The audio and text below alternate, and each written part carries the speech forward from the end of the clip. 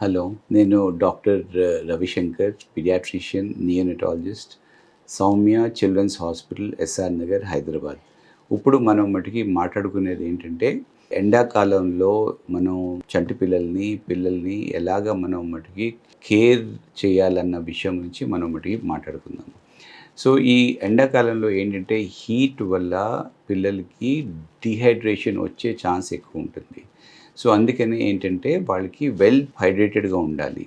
And excess amount of heat వల్ల అప్పుడప్పుడు పెద్దోళ్ళకి, పిల్లలకి వాళ్ళు ఆ హీట్ వల్ల సిక్ అయ్యే ఛాన్సెస్ ఉంటాయి. సన్ స్ట్రోక్ కూడా వచ్చే మటికి ఛాన్స్ ఉంటుంది. సో, చంటి పిల్లల మటికి ఓవర్ హీటింగ్ అయితే అయిపోతే వాళ్ళకి కూడా ప్రమాదము, వాళ్ళకి ఫిట్స్ ఇలాంటివి కూడా వచ్చే మటికి ఛాన్స్ ఉంటుంది. సో, అందుకని ఏంటంటే చంటి పిల్లలకి అంటే అప్ టు 6 మంత్స్ వరకు డెఫినెట్‌గా వాళ్ళు మటికి బ్రెస్ట్ ఫీడింగ్ అయితే కంటిన్యూ చేయాలి. బ్రెస్ట్ ఫీడింగ్‌లో అయితే అడిక్వేట్ అమౌంట్ ఆఫ్ వాటర్ ఉంటది. దట్ అలోన్ ఈజ్ ఎనఫ్ మాట. అంటే బ్రెస్ట్ ఫీడింగ్‌లోనే అన్నీ ఉంటాయి కాబట్టి వాళ్ళు ఎక్స్‌ట్రాగా వాళ్ళకి మటికి వాటర్ ఇవ్వనవసరం అయితే లేదు. ఎటొచ్చి ఏంటంటే వాళ్ళు వెయిట్ గెయిన్ సరిగ్గా ఉన్నదా? మంత్లీ వెయిట్ గెయిన్ బావుందా? వాళ్ళు యాక్టివ్‌గా ఉన్నారా? వాళ్ళకి మౌత్ అయితే మటికి మాయిస్ట్‌గా ఉందా? ఐస్ నుంచి టియర్స్ వస్తున్నాయా? సో, ఇలాగ అండ్ ఇంకోటంటే అడిక్వేట్ అమౌంట్ ఆఫ్ యూరిన్ కూడా అవుతుందా? అన్నది మనం మటికి చూసుకుంటూ ఉండాలి.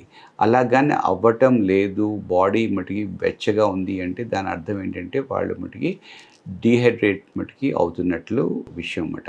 సో, 6 మంత్స్ కంటే తక్కువ ఉన్న పిల్లలకి సరిగ్గా వెయిట్ గెయిన్ ఉండకుండా ఆర్ వాళ్ళకి డీహైడ్రేషన్ సైన్స్ ఉన్నట్లయితే వెంటనే పీడియాట్రిషియన్‌కి చూపించవలసిన అవసరం అయితే ఉంటది. ఆఫ్టర్ 6 మంత్స్ పోయాక మనం స్మాల్ అమౌంట్ ఆఫ్ మటికి వాటర్ అయితే ఇవ్వచ్చు.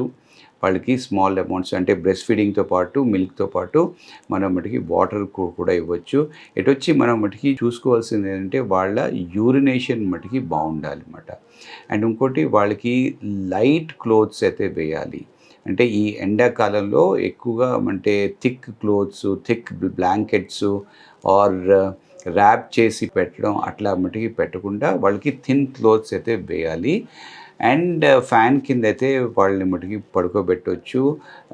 ఎయిర్ కూలర్స్ గానీ, ఏసీస్ కూడా వాడొచ్చు గానీ డైరెక్ట్‌గా చాలా అంటే ఎక్కువ కూల్‌గా అయితే పెట్టకూడదు. అంటే అరౌండ్ 20 డిగ్రీస్, 18 డిగ్రీస్ అట్లా పెట్టకుండా అరౌండ్ 25, 26 డిగ్రీస్‌కి అలా గాని పెట్టుకుంటే ఇట్ ఈస్ సేఫ్ మాట.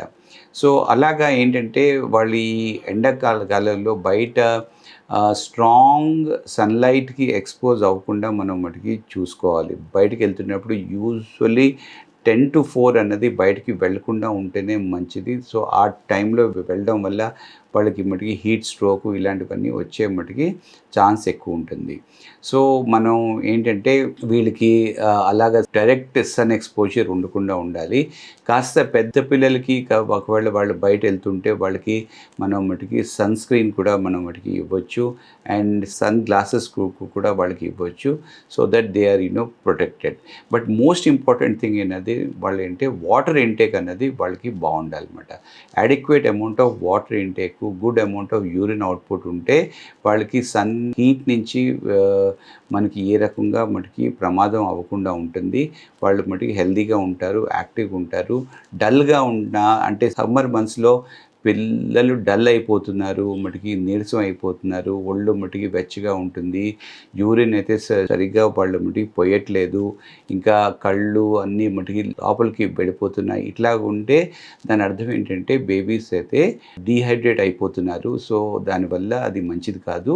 దానివల్ల వాళ్ళకి సిక్ అయ్యే మటికి ఛాన్స్ ఉంటుంది. వాళ్ళకి ఏదైనా హెల్త్ ఇష్యూస్ వచ్చేస్తాయి.